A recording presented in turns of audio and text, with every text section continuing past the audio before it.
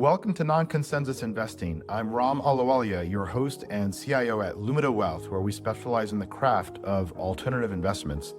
At Lumida, we help guide clients through the intricacies of managing substantial wealth so they don't have to shoulder the burden alone. Through this podcast, we draw back the curtain to reveal the strategies employed by the best in the business for their high net worth clients so that you too can invest beyond the ordinary. Good afternoon. It is Tuesday, almost 4 o'clock. I thought I'd share some thoughts on Mary Meeker 300+ slide deck on AI. There's some good gems in there that I thought would be worth sharing. I also want to touch on a few other topics as well. I'll knock those out quickly. First off, you all go see Mission Impossible, the latest movie, in that theater. It's a good theater experience. I don't watch movies that often. I don't go to theaters that often, like that guy from the Dos Equis commercial. But when I do see a movie in a theater, I make sure it's good. I really enjoyed it. Just the quality of craftsmanship and storytelling and the obsession on the scenes and the language. It's really beautiful. There's a great passage that Luther, who's the sidekick, the hero, Ethan Hunt, has at the end during one of these messages that we'll explore in 5 minutes. That's also beautiful too. So go check out that quick movie plug there. The theaters were packed, by the way. So the consumer sign there, consumers doing well, consumer confidence is increasing. I like consumer discretionary ideas. I think the question there is where do you position? We talked about Chili's and Eat a few weeks ago. That's done pretty well. I think certain restaurants that aren't overvalued can do well. I like cruise lines. I wrote about Norwegian cruise lines this week in our newsletter. I think that can do well. And banks should do well, right? Banks are a long consumer and if we make consumer finance, lending to consumers can do well, including in subprime consumer lending, where we're actually seeing DQs dropping. They seem to be doing responsible underwriting, at least during this part of the cycle. Some other updates. We've had a couple really interesting podcasts the last few weeks. Check out the Angelo Robles one. It's a long form interview I had with Angelo. I enjoy those because we go off the road to all sorts of topics, including social change and politics and geopolitics. And we're talking about how technology is changing the balance of dating between men and women, which is really fascinating. Been talking to friends that are single, et cetera, and just trying to understand their perspective of technology is changing things. And we have a segment on that, talk about AI and how it's changing education and the need for critical thinking and sustained focus. That was fun. I also had a lengthy interview with Michael Perek, who might interview every time we have a NVIDIA earnings to give us a review of the lay of the land in AI and CapEx spending trends and what we're seeing in the category of technology and innovation. And then tomorrow, I'll be interviewing Ashil Manoa. Ashil I've known for quite a while. He's a VC at Better Tomorrow Ventures. He started his career in the venture space quite early at one of the seminal VC firms. He got into a spat with Chamath on the All-In pod where he called out so much on BPI numbers. So I had to DM, you got to get this shit. We're going to talk. There'll be a broader conversation about the status of venture, how AI is being embraced by entrepreneurs. What are the themes he's seeing on the ground? Talk about the LP dynamics of the venture category. I'm personally not a big fan of venture at this point in the cycle. Yes, there are exceptions to the rule, et cetera. But I think public markets where you have liquidity, I think it offers a lot. Let's see what else we've been working on. We're closing our latest Lumida. It should be closing today, knock on wood. I can't really talk more about it until it closes. Our prior deals were CoreWeave. That's obviously done really well. We got on that private markets. It's, 2% on that public market. So it's exceeding our expectations. Always happy with that. We did Brad Jacobs QXO. And this will be a significant deal. I'm very excited about it. I'll probably be spending more time in Alberta, Canada. The high level is this. I wrote on Twitter a few weeks ago that I think one of the most dislocated assets in the world was CLO equity. I think that's no longer the case. Actually recovered quite a bit. But it was an interesting kind of credit idea in a world where there was a lot of uncertainty. So this is around the observation that you can buy oil wells at a price of free cash flow sub 2x. And these wells have a life of 10 to 20 years. And you can get after them via well reactivations as opposed to speculative drilling and exploration. So that's really observation one. Observation two is that there's a dearth of capital and dearth of talent. So it creates this opportunity. So spending more time in that category. The thing about investing is you're always learning. It's nonstop learning. And on my podcast, what I'm really doing is I'm taking a private conversation I might have with a friend and elevating it to a public format, learning in public. In 2023, I had to learn about the semiconductor value chain. So we invited Bill Patel. We interviewed him, and I told him who's got a background in energy and has gone deep in semis. So that was a lot of fun. So it's nonstop learning. It's continuous learning about categories and business models. And you have to really enjoy learning and reading and asking questions nonstop. The world is so dynamic. I wouldn't have it any other way. What else? Another observation caught my eye. David Orr, he had this interesting tweet about just observations he's had. And one stuck out for me. The point he was making is that growth investors get too caught up with growth. Momentum investors get too caught up with momentum. Value investors get too caught up with value. And they get tunnel vision, which I 100% agree with. And this is something that I've been thinking about probably for the last 6 to 9 months. And my approach is that you should have a bucket indexed to momentum type strategies where you've got high earnings growth, high price momentum, and you're betting on dominant market or emerging market leaders. That's one. Those are high velocity ideas. At the other side, you should barbell that with free cash flow, value, and buybacks. Avoid the value traps. Look for earnings growth to make sure that it's happening there. Another would be high quality dislocated assets. When we bought United Health 2 weeks ago, after all this carnage, it's an example of a high quality dislocated asset. It's a different kind of strategy. But I think looking at the world in that way and then asking yourself how you want to weight and tilt across those strategies is interesting. It's a better way to look at things because certain styles can run better than other styles at different times. And when you look at the world with those different styles, you can generate meta observations that inform your other strategies. For example, one of the things we're noticing now is that we expect and we see just rotations that are happening. So the names that ran up the most off the April 8th banner are starting to pass the baton to other categories, like some of the names I mentioned in consumer discretionary. We're seeing more Meeker version. Also, rate sensitive names are starting to get better now, whereas previously they were not. So I think that's a really good way to approach things in terms of our investment process. We're now tagging ideas based on these strategies and incorporating that into portfolio construction. So I'll share more about how we do that later on. I think maybe in a month or two, I'll have some good visual reporting around that. So those are some quick thoughts. Let me jump now to this Mary Meeker slide deck. So Mary Meeker, for those that don't know, she was a contemporary of Michael Preck and Harry Blodgett. Michael, I mentioned you last week. She was at Morgan Stanley working for John Mack back in the day when John was the CEO of Morgan Stanley. And she was one of the all-star internet analysts. This is before Reg FD, I believe. And then she went on to join Kleiner Perkins as a partner. So she's considered a tech luminary. All the tech luminaries get caught upside down at some point during the cycle, usually at the top of the cycle, right? So take that with a grain of salt. But she publishes this deck once a year, and I do think it's worth taking a look at because it will drive capital flows. It will drive focus and attention because people look at it once a year.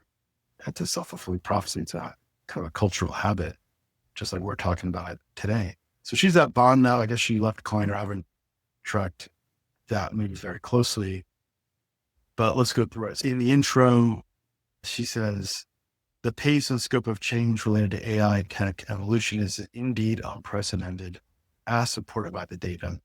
The document is filled with user usage and revenue charts that go up and to the right, classic VC term, often supported by spending charts that go up and to the right. And she says, creators, consumers, debtors are taking advantage of global internet rails that are accessible to 5.5 billion citizens over connected devices, ever-growing digital data sets in the making for 3 decades. So it's a massive doc. I'm going to go through the highlights, and I like Nate Jones' Substack. He goes really deep on AI. I think one of the things you have to do is figure out how to curate your curators, curate your expertise. So that is one of my shortcuts. I'll highlight a few of the top AI trends and takeaways here. So here you can see my screen. First off, you can see the CapEx growth is going bananas here. One of the numbers that stood out for me on the NVIDIA call with Jensen is that he predicted by 2030, you'll have $1 trillion in CapEx. That's 3x from where you have now, which is like $300 billion in CapEx. So now the question is he a credible person, and are his statements credible? You should always ask yourself that question. I don't think Cathie Wood's statements are that credible, for example. I think his statements are credible because he's made expectations and he's actually delivered those to the street. Stock price reaction is a different thing, but he's beat and beat on expectations. And those are credible expectations. That's one. Number two is part of what you do as a large company or even a smaller company is you do planning, you do capacity planning, you do CapEx planning. The way you do that is you talk to your customers, you say, hey, what are your usage demands over the next 3 years? Because we've got to plan ahead. We've got to have a Rubin pipeline. We've got to call TSMC. We've got to pre-order. We've got to notify ASX. We've got to notify the HBM supply, and they pre-order. So that's where that signal is coming from. So I do believe those are credible numbers. So data center team is alive and well. Don't be deceived by these comparisons to .com Cisco era. The customer quality is much higher now. The customer quality, we're talking about our hyperscalers. These are the most profitable, cash flush technology companies in the world. And it is imperative that they win the race for AI or they're going to face obsolescence. This is the cornerstone of our semiconductor CapEx receiver thesis. That's a mouthful, which I wrote in Q4 2023. I thought I was late to that thesis when I wrote that, by the way. Turns out we were. So that's one. The other things, you have sovereigns, you have countries that are spending on AI because they want to maintain national competitive advantage. China, Saudi Arabia are 2 examples. Now Macron from France getting involved there. This theme is alive and well. It's the primary driver of the markets today. So it's important. Until you see EPS expectations miss, and this is the theme that you should continue to enjoy. So let me move through a couple slides here.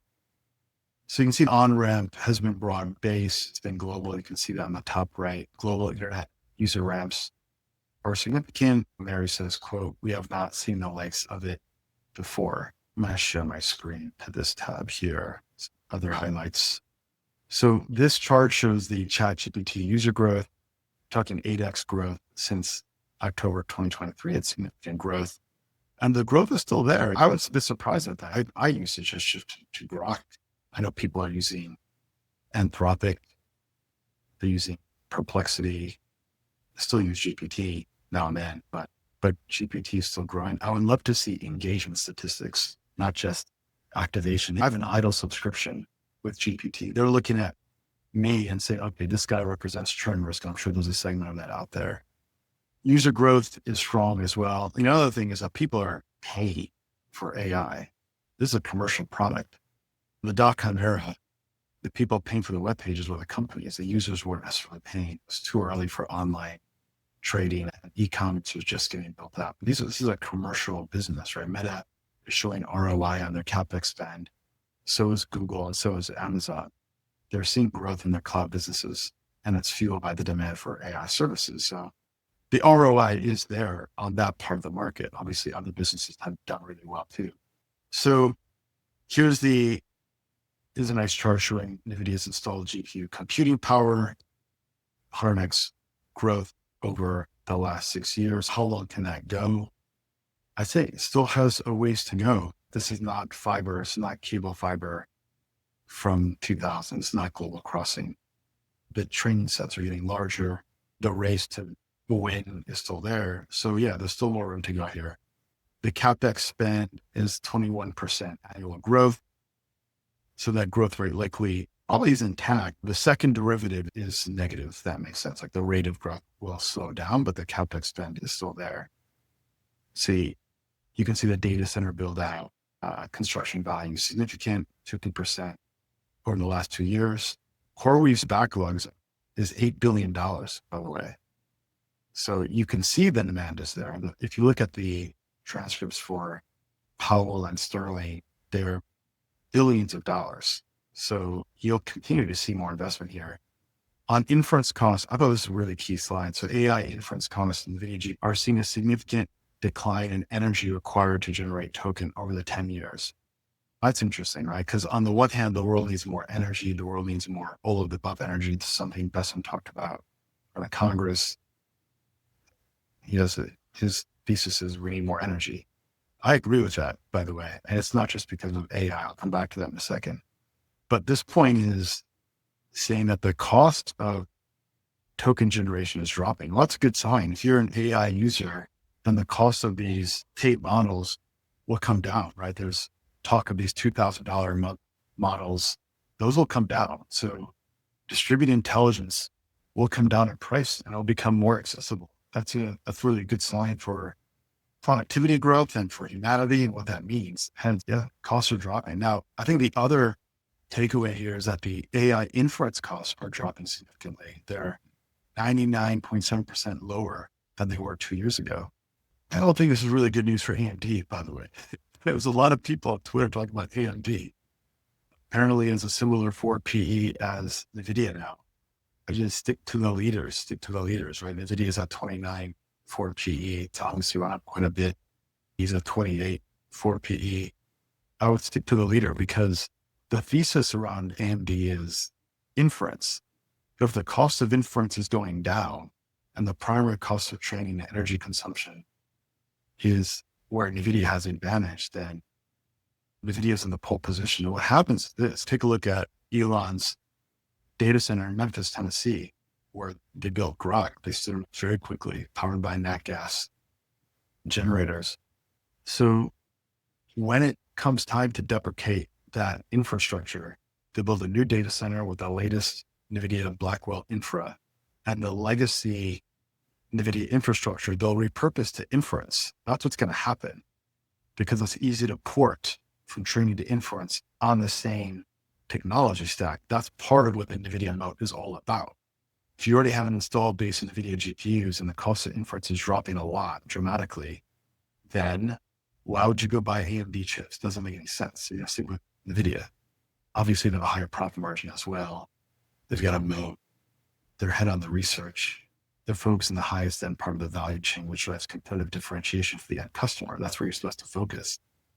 So I think this is where Twitter's wrong on the whole AMD piece. It doesn't mean it won't go up because of social media reasons, whatever else, but I think if you're an investor, stick to the winners tend to keep winning. So let's keep going here. On the efficiency, the cost of these technologies and the adoption is faster than we've seen previously. It looks like it may be faster than computer adoption, right? The data's out there, the content's out there. So it's easier for AI to get adoption. Let's see, on model performance, you are seeing more conversions. This is per Stanford's independent benchmarking. So Google, OpenAI, and DeepSeek, they are in similar quadrant. They're in the same zip code. So what does that mean? That means more commodification at the LLM or the intelligence layer. It's really going to be the app layer that wins, and folks that can deliver differentiated value or differentiated distribution channels. One of the reasons why I like Google, they've got distribution. Meta, we got distribution. Google also has YouTube, differentiated content. Both of them shuttling the personal assistant AI. I think this is good news if you are an app developer or if you're a consumer of these services. They are a significant competition to compete, and you're seeing that in model performance. You can see here the annualized revenues of these private companies. OpenAI is doing about $10 billion in annualized revenue. They've raised $64 billion to date. Anthropic is about fourth of that revenue, and they raised about a third of capital at $18 billion. Actually, we don't know what their revenue is here. So it's materially not north of 100 million, so it's smaller. And they've raised about 12 billion a year. Perplexity, which is 120 million revenue. And they raised about 1.4 billion. I wouldn't be surprised if Perplexity gets acquired here. We'll see by who. I'd love to see a study on the price of sales ratios of these companies and the PEG ratios and earnings growth and all the rest. And these are just CapEx guzzlers, right? And they need to fund their growth by diluting their shareholders. So they're not in a great spot. This is why we like CoreWeave, because CoreWeave is a beneficiary of all that CapEx spend. CapEx is a drag on returns. CapEx is capitalized expenditures. You're making a 4, 7, 10-year bet and in property, plant, equipment, or some other kind of infrastructure. So you don't want to see a lot of CapEx. You want capital efficient businesses. And the hyperscalers they can afford that investment in a way that's not dilutive. AI monetization. So you have OpenAI revenue and subscribers are going up significantly, as we mentioned. Anthropic revenue is up 20x. It's a good point. And it's just saying that, hey, monetization in AI is happening. Here are some examples right now. This is not speculative revenue. I'm sure that there are people subscribing to multiple AIs that will have to prove that at some point, but we're not yet in the cost optimization phase. Cloud went through cost optimization. Engineers post 2021 had to refactor their bills to consume less cloud. We're not at that stage yet. This is still a land grab stage. Let's see. So enterprise search, the capabilities of AI models have made a leap towards human-like performance. 73% of outputs from a prototype GPT 4.5 were mistaken for human ready. So AI is destroying the Turing test 1,000 times over. Humans cannot distinguish between AI and human output. AI agent interest is up 1,000% over 16 months. Is in the next big trend. Michael and I talked about this podcast last week. I've been very impressed with the Google Agentic AI framework. I think they're the most advanced right now, and they're ahead of Microsoft and other players. Shifting job market and skills. So AI is reshaping the labor landscape. AI postings for AI-related roles have jumped 450% since 2018, while listings for other IT roles fell 9%, and you've seen job cuts for software engineering. This is just creative destruction playing out. So new jobs being created as legacy jobs are being destroyed. AI jobs are going up. Software engineering demand is dropping. Economy is just refactoring itself. AI developer use cases are broad and varied. We've got code generation, testing automation, workflow management, documentation, UX design, DevOps, security enhancement, refactoring, optimization. So a lot of it's starting with these engineering use cases because it's built by engineers. They're solving old problems and accelerating development. By the way, those engineers that are getting laid off in these companies, they're going to start startups. That's what they're going to do. And they're going to raise capital. It's only going to accelerate more growth in this category. Really not concerned about the displacement risk. Enterprise AI focus. So of the S&P 500, 50% and more are talking about AI. You're seeing demand for AI from firms like IBM even, right? Obviously, Palantir is a classic example of that. And then these consulting firms like Accenture, they're all in the AI gravy train. The McKinsey's of the world. McKinsey's refactoring their base, right? We let go 10% of the staff, replacing it with AI. So this feels like 1997, 1998. We saw similar things there when you had Razorfish and Sapient. These were consulting companies that spun up to let companies build websites online, and all sorts of infrastructure came out around that time period. Let's see. Ecosystem around NVIDIA, 100% growth in developers, startups, and apps. There's a Sputnik-like race for world order. And this is why the US, China, and others are investing heavily. As one investor summarized, quote, the speed of innovation, talent distribution, and infrastructure built now will define who leads and who lags in the next era. David Sachs made a point on the All In podcast. I saw one of the clips that if you want to beat China, you need the world built on the US technology AI stack. I think that's right. That needs to be a policy focus. We still don't know what the tariffs will be on semiconductors. I expect they'll be at least 10%. That's probably not optimal if you want to maximize AI adoption, or if you have export controls and significant export controls that essentially hand the market to Huawei in China. Huawei is a real competitor, right? They beat the United States in 5G.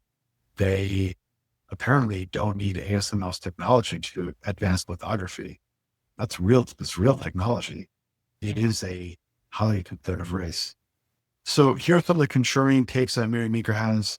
She says, there will be a best of times optimism for education. This is interesting. I think we know that college now is like who can do prompt engineering the best. I don't know if people are really learning as much. I think the educational opportunities will be there long term. Some entrepreneurs do really well. They can crack the code around this. But her view is that AI will enhance learning and universities can thrive if they adapt. So less gloomy view, she urges universities to lead in AI rather than treat it as a threat, calling colleges bastions of technological progress. I would love to see startups innovate and compete against these legacy educational frameworks. I believe that in this world of accelerated change and transformation, the number one thing you can learn or teach your kids is how to acquire human capital deliberately. Because you don't know what you don't know. You're going through the singularity, going past the event horizon. You can't see what's ahead. So the key is, can you learn and refactor your skill set? There's a certain type of job function that does that all the time, by the way. It's called a founder job set, right? If you're a founder, you've got to learn marketing, you've got to learn product design, sales, customer service, management, operations, billing, FP&A, capital raising, legal. It's a nonstop learning, right? My kids are pretty young right now, but I hope that higher education is refactored in a way where they can learn those kinds of skills. I talked to a friend of mine. We had dinner 2 weeks ago. Incredibly successful individual. This is a fun digression. He was in 11 different high schools as his parents moved around in northern New Jersey. He dropped out of high school at 11 and in the 11th grade, by the way. And he didn't go to higher education, did not go to college. Worth $100 million. He is a developer of multifamily real estate, and he's exceptionally good at what he does. Like the level of taste and discernment and the choices he makes. You walk into his building and the design and the layout, it's inspiring. First of all, I walk in there. Gee, where do I do it? Can I get a bedroom here somewhere? How do I live here? But yeah, he didn't go to college. And that job is not going to get refactored by AI. If you're good at construction, you know how to manage people, identify projects, the permitting process, you know how to execute, you know how to deliver, can manage a budget, avoid cost overruns, ensure you have financing that's stable, you don't upside down interest rates turn. That's a fantastic opportunity that's not going to get disrupted. Funny thing is that a lot of parents want their kids to go to Ivy League colleges. There's a race to go to Ivy League. And what happens is when you go there, when you graduate, a lot of kids will go investment banking or consulting. They work for someone else. They're going to learn great skills doing it. But that same talent going after an opportunity like Buddy was doing, they could do extraordinarily well and have a course and go to these schools. So, they could have been an entrepreneur. They could have taken that capital and built a business. So it's something to consider. What are those opportunities that you can get after that can compound wealth? He works extremely hard. By the way. And he makes very good decisions, very he's obsessed. So it's not just about choosing the right path. The disposition matters. Funny thing also, he was confiding about the anxiety. He was an incredibly successful individual, right? This is the topic I want to come back to later because we have clients that are founders, successful entrepreneurs, people that create wealth in different areas. And it is the private conversations I have with them. You'd be surprised. There's this quote from the brothers Karamazov, like everyone's happy one way, but people suffer in 1,000 different ways. Maybe it's the opposite. Suffering is one way and people are happy in 1,000 different ways. But I thought it was very telling. We talked about strategies to maintain balance and focus, including hot, cold sauna and breathing exercises and meditation. And anyway, so I'll get back on topic here, but I thought that was an interesting digression to share with you. So some other highlights she had here. So Mary says, focus on speed over caution. She talks about the breakneck speed of AI advancement. Says that Google couldn't have launched a product that hallucinated like OpenAI did. So Google's conservatism is what slowed them down. A startup can do crazy things. The move fast and break things approach to AI may be better. OpenAI was willing to launch imperfectly. They made a pragmatic gamble and it paid off. That's something incumbents couldn't have done, right? We saw Google take a lot of flack. If you remember when someone promptly showed me the founders in the United States of America, right? So that's the flack Google got. But does it really matter? Did it really matter? Who remembers that? Stock price is higher since, in fact, if you bought the stock after that happened, they're off, right? So moving on speed and execution matters more than perfection. Move fast and break things is back. Beyond the Silicon Valley bubble. So Meeker, she identifies that the biggest changes are coming from Silicon Valley. They're showing up where software meets the physical world. So she mentions, for example, past technological changes from the printing press to robots. Where you get a connection with software and hardware is where you can get transformational power. Obviously, humanoids are one of the upcoming innovations. Tesla's stock is entirely built, as far as I can tell, on this humanoid thesis. NVIDIA is focused on it. We still have some ways to go around that, but that's one of the opportunities ahead. Especially if those humanoids can care for the elderly and care for the young. That's really the gap that you have on humanoids. And then the labor displacement questions come around. That's a more interesting conversation than displacement of software engineers. She goes on to say, headline adoption is not the same as uncomplicated enthusiasm. Let's see. There's fear about AI from 52% of adults. 4/5 of adults say they, quote, have not used it at work. Now, this is survey data, it's reported. I think that's right. When I talk to my parents, they're not really using AI. They're aware of AI. I had a dinner with some colleagues that are now retired. They're maybe 15 years older than me. Ex-Merrill Lynch, ex-American Express, ex-Goldman Sachs. Very smart, thoughtful people. And I was surprised by the delta between my understanding of AI and theirs. I'm like, doesn't everyone know about these tools and technologies and how to use them? So don't take that for granted. Like, you can really get an edge if you're applying AI. I think we're still early. What else? Where's the value and where isn't the value? Meeker goes on to say, capital is no longer the bottleneck. The big tech firms, they plowed $212 billion to AI CapEx. That was a 63% jump year on year. If AI were going to print money anywhere, we would already be bathing in the ink. So yeah, the story is we still have more to go. Advanced models are not magic. Bigger claims need bigger proof. Okay, this is another kind of take my Meeker has. Reasoning improvements, which we're seeing in the latest general models, they don't just fix ingestion bottlenecks, memory limits, or real world brilliance. They amplify them. That requires more investment. That means more CapEx. That means need for more founders to build software. So the cycle continues. Just add agents is a new just add blockchain until the pager goes off at 2 a.m. I think this speaks to a need for supervision. Give some more statistics and some charts here. We love charts. Enterprise AI adoption. Bank of America, they invested billions in developing this assistant called the Erica virtual assistant.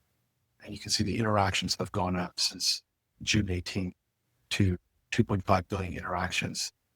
Amazing that you could build Erica with an LLM with far less cost. They have to refactor that internally now. But they're seeing value from AI, right? Obviously, call center transformation is one of the first to go. I can't wait for the DMV to get refactored. Fortunately, I don't think it's going to happen anytime soon. Kaiser Permanente, multimodal ambient AI scribe. So they're using machine learning applied to conversations to facilitate scribe-like capabilities in real time. So if you're a doctor, you've got to do dictations, which takes time away from the patient. So this is about real-time documentation from the AI. Yeah, that unlocks productivity in healthcare growth, where healthcare is a category we have cost disease. So more to come. I think AI in healthcare is actually one of the more interesting opportunities. I spoke to a VC who solely focused on AI in healthcare. Everything from the obvious opportunities like radiology diagnostics, scanning tree charts, MRIs, looking at your DNA, looking at interactions that might be positive or negative. But even things like reimbursement coding. If you're a doctor and you perform some services, you've got to identify those and you've got to comply with the whole insurance pathway. And then, by the way, you've got to knock on the insurance company's door a bunch of times to ensure you get paid back. It's just a big mess. AI in healthcare seems like an incredible opportunity. That overcoming the privacy issues there is the big hurdle, right? With HIPAA, which prevents usage and sharing of data across systems. There's no open architecture in healthcare, right? Like you move your data, your playlist from Spotify to Google Music. You can't really do that. You can't do that. Spotify, you can't do in healthcare also. So we need that regulation to open up, but there's a lot of opportunity in healthcare AI. I think those less traffic categories is where I would want to spend some time. Let's see, what's the durable human edge? Judgment, taste, and time horizons. So machines are sprinting, humans still win the marathons that matter. So supervision matters. Knowledge has become cheap. Judgment has not. I think this is a really excellent point too. It's an excellent point. Now we're building these AI investing tools, and these AIs, and they're going through transcripts, they're looking at factor models, they're doing competitive analysis, they're rank ordering securities with that theme, then they're rank ordering themes. It's really impressive. And it looks nice and pretty with green, yellows, and reds. But you still need human judgment because the AIs can't see around corners. They can document risks, but assessing those risks when they change quickly, I don't think the AIs are not there yet. They could be. I don't see why they, in principle, could it be on the investing side? Every workflow has an input. You have a decision-making process and you have output. If you can measure the inputs, then you should be able to do that. If you can't measure the inputs, then what are you doing? So taste is the flip side of judgment. When inference, latency, copy, tone, and error all converge on user trust, an LLM can propose 5 viable variants. Only a human with aesthetic conviction can say that one feels right for our brand. So you'll still need a tastemakers. You still need Quincy Jones. I think that makes a lot of sense. Right? Quincy Jones helped make Michael Jackson when he produced Thriller and all these other hits. And then when they parted ways, the quality of music just was weaker. There's such a thing as taste. There's skill in taste. So I think the value of tastemakers and the value of discernment will continue to increase. Persistence is the last unfair advantage. A frontier model can crank through a day-long coding sprint. It still falters in projects that unfold across quarters. Humans tolerate ambiguity over long timelines. So LLMs will keep gaining IQ points, but the ROI curve flattens without someone who can see around fiscal year corners or decide which 5% of the output to scrap and get the project through compliance, politics, and design. I think that makes a lot of sense. It's a founder economy. We're creating a founder economy, right? By that I mean like small, nimble organizations that can embrace AI and refactor what they do quickly. That's what this economy is going towards. Chip away at these large enterprise organizations. Ground level value, where Meeker, physics meet a builder's reality. So one point, value lives in the stack, not in the curve. So the point they're making is that 2 or 3 up layers above the silicon layer is where the value lives. Okay, I think that's true. I also think that the GPU layer is another point of value creation. Details what unlocks business to business. Yep. So domain knowledge matter, expertise matters. Channel and brand still decide who earns the surplus. So we're talking about earlier, right? You've got distribution, you've got brand, your brand has trust, then you can capture your value. Talent is the real scarcity. So Johnny Ives' taste still matters. I think this is the point we brought up before. Yeah, AI is a force multiplier. So I'll pause there. Those are the highlights from Mary Meeker. Overall, she sees a lot of charts going up and to the right, in her words, backed by data that's also going to the right. Values at the app layer, positive change for universities, business. I think it's still a good theme. So I'll pause there. Let me know if you have any questions. Talk about whatever you'd like. As I mentioned, I expect that I'll be in Alberta, Calgary sometime next few months if you're around. I'll be in New York for Venture Week. I'll be there this Thursday for a few events if people are around also. And I think from a markets perspective, I think rotations are happening. I think consumer discretionary categories can do well. Consumer confidence is increasing. Boomers have $60 trillion in wealth.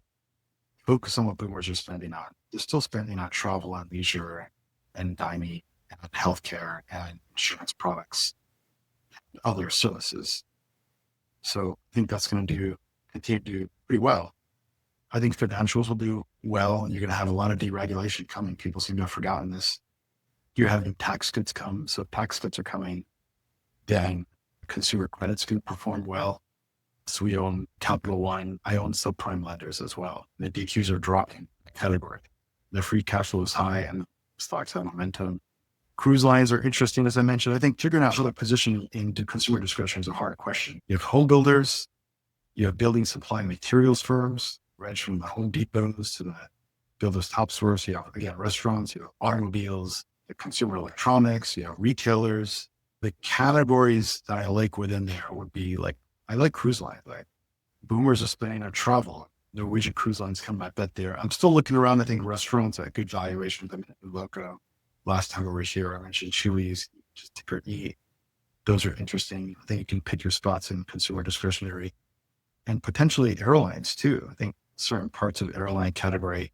We own SkyWest. SkyWest is not your typical airline. They have less cyclicality as like the Uniteds and Deltas because of the nature of their business model. They rent out capacity to other airlines.